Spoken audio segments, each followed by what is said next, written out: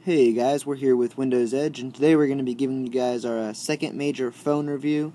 This time we're going to be looking at the Lumia 822, which is also available on the Verizon network from Nokia. So we're going to take a quick look. This is the budget phone, is what they consider it, but as you'll see from while we're talking about it, this phone does pack a lot of heat under the hood and is a great value for your money. So taking a quick look at the exterior body here.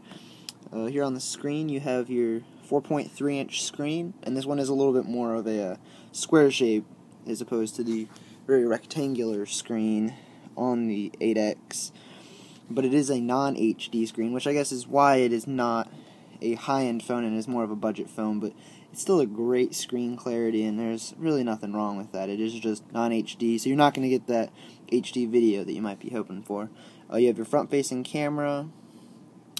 Obviously down here you have your standard Windows Phone buttons, Verizon putting their name on the phone. Over here on the left side you have absolutely nothing, because on the Nokia phones all of the buttons are on the other side, which we'll take a look at now. So over here on the right side, starting with the bottom, you have your camera button and your lock button, and then obviously your volume rocker here. One of the things I definitely noticed off the bat after using the 8X for a while and then switching to this was the camera button definitely has a different feel to it than on the 8X. The 8X, it's a very much more of a, it feels a lot more steady and a lot easier to do the focusing and everything with it. Well, with this phone, it does seem a little bit more difficult, but that's all in how you prefer it to feel, and that's just a personal preference. Looking down here on the bottom, you have your speakers and your charging port. The speakers off the bat, once again, after comparing it to the 8X, they're not quite as good, but once again, when you're looking at a budget phone and comparing it to a phone that has Beats audio, they're not quite going to stack up, but they do get the job done for your basic music and ringtones and stuff coming out of them. So it's not really a huge deal. Looking here on the back, you have your shell with the Carl Zeiss 8 megapixel camera here with flash, 4G LTE.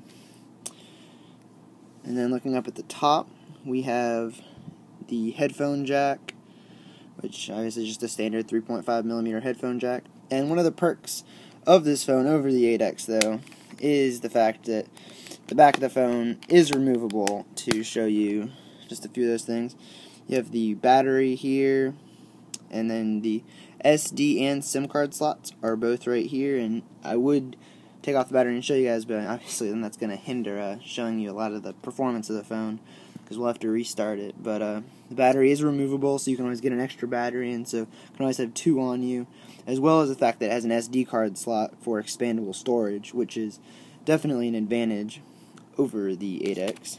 So I pop this back on for you guys really quick.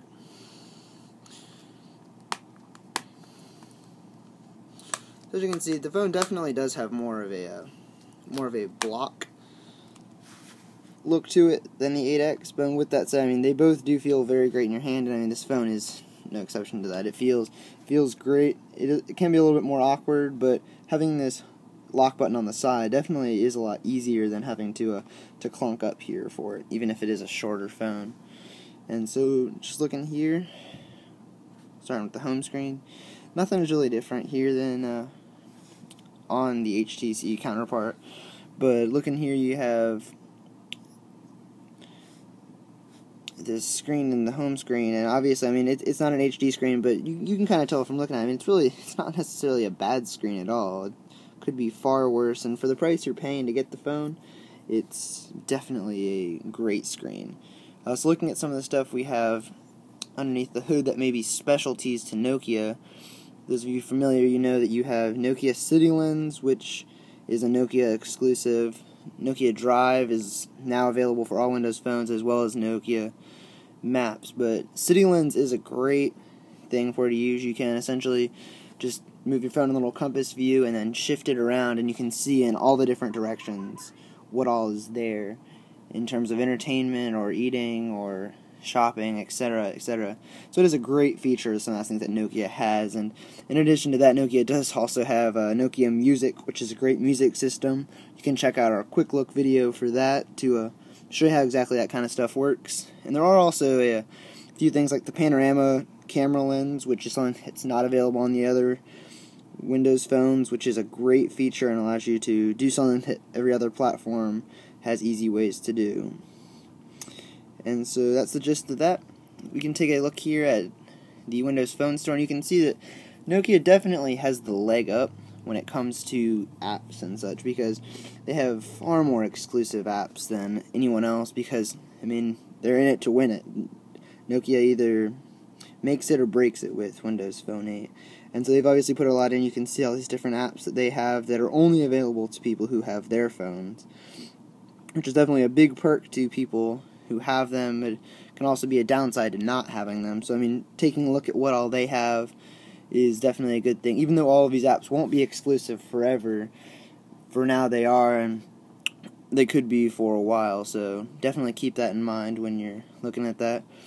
One of the big notable exclusive apps is the ESPN Hub, which is much better than what's on the other phones. It's got a completely different layout to it, and essentially is a fully upgraded version with the live tile working much better and displaying more than one team, etc. But if you're not into sports, then that's completely pointless to you.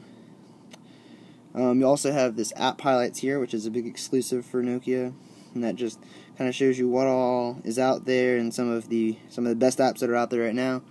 You also have the Nokia exclusives here, which they'll show you some of these fancy apps here, and starter kit, and there's just a lot underneath here for people who own the Nokia devices that really just kind of shows you that Nokia is all in, and they have a lot of those apps, and they're continuing to put work in to make their operating system on here better, because, well, I mean, like I said, this is the last straw for them.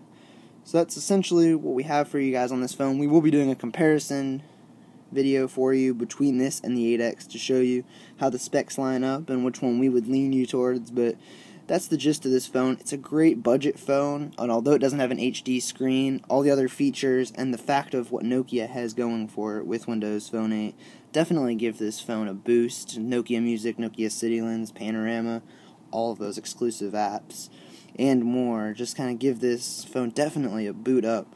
And so if you guys keep an eye out, we'll be giving you guys that comparison video in the weeks to come, and hope you guys to take a closer look at some of these phones that Verizon has in the US. Thanks, guys. Just keep an eye out for more coming to you from Windows Edge.